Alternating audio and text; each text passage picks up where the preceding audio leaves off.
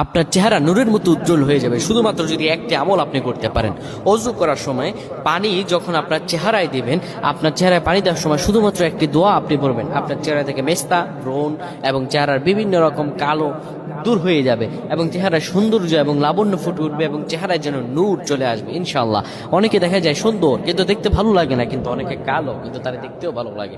এটি হচ্ছে আল্লাহ তাআলার পক্ষ থেকে একটি রহম। চেহারা সৌন্দর্য বৃদ্ধি পাওয়া আল্লাহ তাআলা দোয়া কবুল করার মাধ্যম, চেহারা সৌন্দর্য বৃদ্ধি পাওয়া গুনাহ মাফ হয়েছে এটার মাধ্যম। প্রিয় ভাইরা আমার, এটা অত্যন্ত গুরুত্বপূর্ণ আমল, সকলেই করবেন।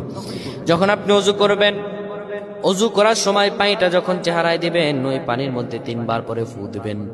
আল্লাহু নূরুস সামাওয়াতি ওয়াল আরদ আল্লাহুম্মা ইগফিরলি, আল্লাহু নূরুস সামাওয়াতি ওয়াল আরদ আল্লাহুম্মা ইগফিরলি।